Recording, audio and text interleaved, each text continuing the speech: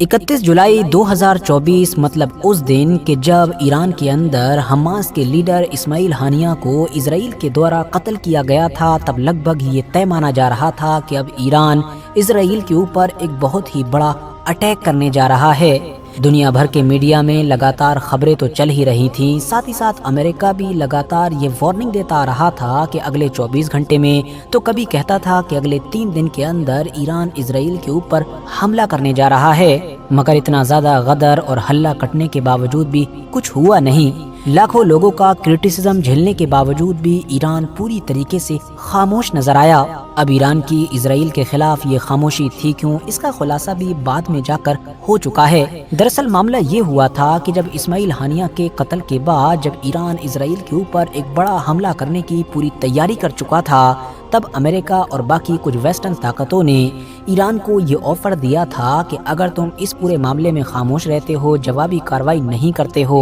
तो इसके बदले में हम पूरे मिडिल ईस्ट में शांति करवा देंगे, यानी एक सीज फायर करवा देंगे। और साथ ही साथ कुछ अलग रिपोर्ट्स में तो ये भी दावा किया गया है कि सीज फायर के साथ साथ ईरान को वेस्टर्न देशों की तरफ से ये भी ऑफर दिया गया था कि वो उसके ऊपर लगे हुए बहुत सारे सैंक्शंस में से कुछ ऐसे बड़े सैंक्शंस को हटा लेंगे कि जिससे ईरान को काफी सहूलत मिलेगी। लिहाजा ऐसे ऑफर्स को देखकर ईरान तो खामोश रहा, लेकिन बदले में ईरान को मिला कुछ नहीं, क्योंकि सीज फायर का होना या सैंक्शंस का हटना तो छोड़ ही दीजिए, बल्कि इसके बाद तो मानो इजराइल पागल हाथी की तरह गाजा के अलावा इधर उधर और भी हमले करने लगा। लेबनान पर कार्रवाई शुरू कर दी, लेबनान में एयर स्ट्राइक्स वगैरह की गई, जिसमें हिजबुल्लाह का अगर सिर्फ एक बंदा टारगेट होता था तो उसके साथ 20-25 सिविलियंस की मौत हो जाती थी। उसके बाद पेजर्स अटैक हुए, वॉकी टॉकी अटैक हुए, और फिर आखिर में हिजबुल्लाह के बहुत सारे लीडर्स को एक एक करके अपने इंटेलिजेंस की मदद से इजराइल ने मारना शुरू कर दिया। और आखिर में हिजबुल्लाह के सबसे बड़े लीडर मतलब हसन नसरुल्लाह को भी इंटेलिजेंस की मदद से बमबारी के जरिए से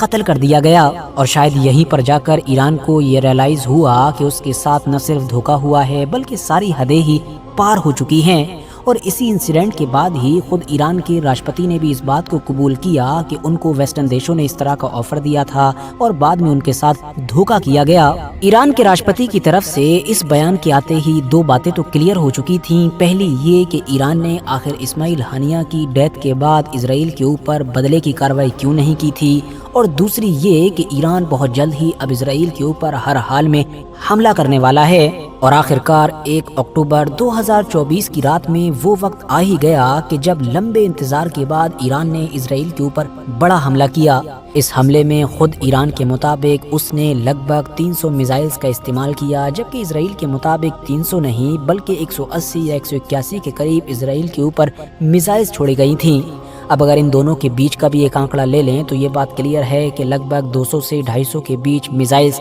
छोड़ी गई होंगी। ऑपरेशन के फौरन बाद ही ईरान की मिलिट्री की तरफ से बयान आ गया था कि उन्होंने जो अपनी ये सारी मिसाइल्स छोड़ी थी इनमें से 90% कामयाब रही, मतलब 90% उसी टारगेट पर जाकर हिट कर चुकी हैं कि जहां पर हिट करने के लिए उनको छोड़ा गया था। ईरान ने दावा किया कि उसके टारगेट पर सिर्फ इजरायली मिलिट्री या उसकी खुफिया एजेंसी मोसाद के ठिकाने थे, न कि आम लोगों से जुड़ी हुई चीजें। और उसने अपने इस कामयाब ऑपरेशन में 3 के करीब इजरायली मिलिट्री को बड़ा नुकसान पहुंचाया है, जबकि मोसाद के ठिकानों को भी वो टारगेट करने में कामयाब रहा है। खबरें तो ये भी चली कि अमेरिका की तरफ से इजराइल को दिए गए फाइटर जेट्स की एक बड़ी पलटन को भी तबाह कर दिया गया है, लेकिन इस तरह की खबर अभी किसी भी तरफ से कंफर्म नहीं हो सकी है। वहीं दूसरी तरफ बात करें इजराइल की, तो हमले के फौरन बाद मतलब शुरुआती वक्त में तो इजराइल ने पूरी तरीके से इस बात को नकार दिया कि उसके मिलिट्री बेसिस वगैरह टारगेट हुए हैं, बल्कि वो तो यही कहता रहा कि ईरान का हमला पूरी तरीके से नाकामयाब साबित हुआ, उसकी सारी मिसाइल्स को रोक लिया गया है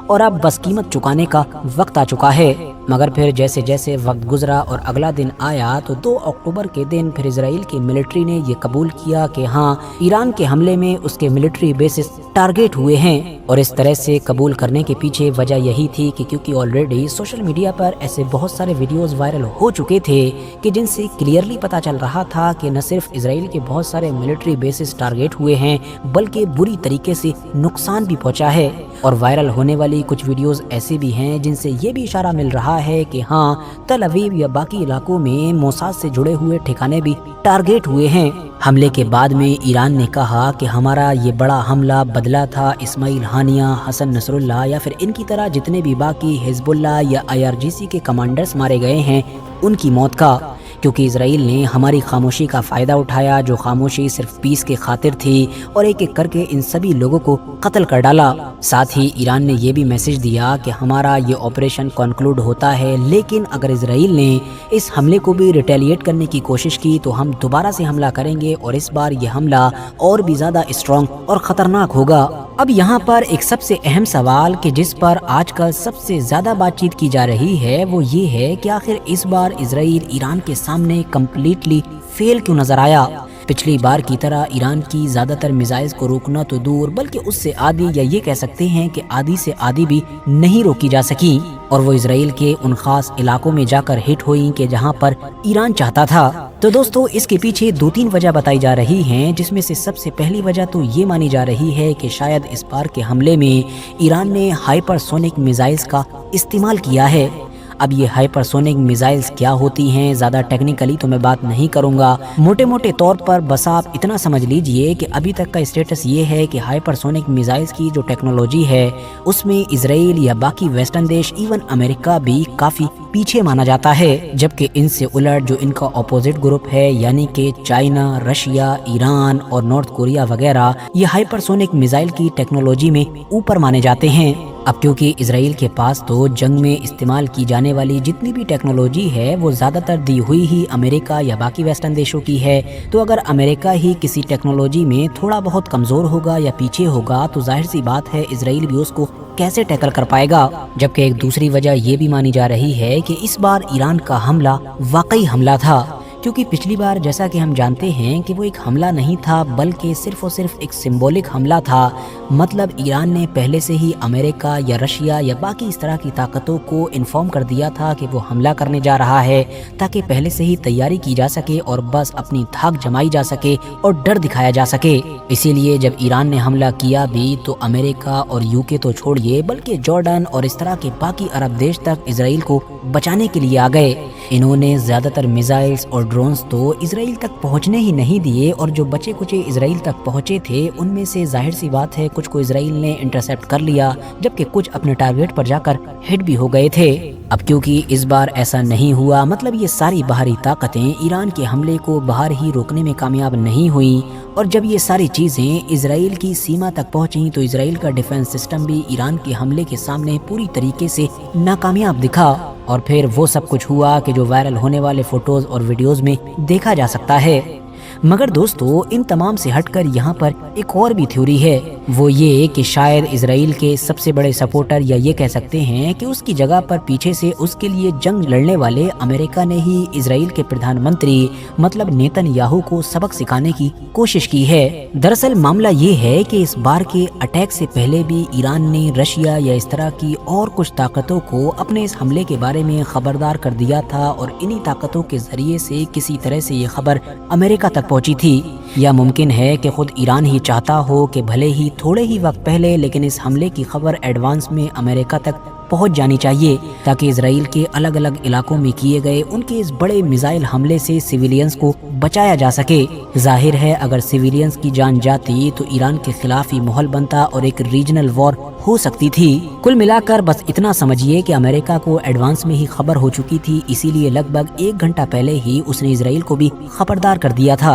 और इस 1 घंटे में फिर हुआ ये कि बड़ी ही तेजी के साथ वार्निंग्स वगैरह जारी की गई और इजराइल की तमाम जनता को बॉम्ब शेल्टर्स के अंदर भेज दिया गया। खुद इजराइल ने यह दावा किया था कि उसके 10 मिलियंस मतलब कि 1 करोड़ के करीब लोग बॉम्ब शेल्टर्स के अंदर मौजूद थे। अब यहाँ पर ये अंदाजा लगाया जा रहा है कि 1 घंटा पहले ही खबरदार हो जाने के बावजूद भी अगर ईरान के इस हमले को नहीं रोका जा सका तो मुमकिन है कि या तो अमेरिका भी 1 घंटे में कोई तैयारी कर नहीं सका और ईरान के हमले को रोक नहीं सका, और जब अमेरिका नहीं रोक सका तो इजराइल भला क्या रोक सकता था। या फिर ये भी अंदाजा लगाया जा रहा है कि शायद अमेरिका ने जानबूझकर ईरान की ज्यादातर मिसाइल्स को आगे जाने दिया ताकि उस नेतन्याहू के गुरूर और घमंड को तोड़ा जा सके कि जो पूरी वॉर तो अमेरिका की ताकत से, अमेरिका के पैसे से लड़ता है, मगर अमेरिका की सुनता भी नहीं है। और इस तरह से बेंजामिन नेतन्याहू को अमेरिका की तरफ से ये मैसेज भी दिया जा सके कि अगर हम ईरान के हमले को रोकेंगे तभी वो रुकेगा, वरना तुम्हारी इतनी हैसियत नहीं है कि तुम उस हमले को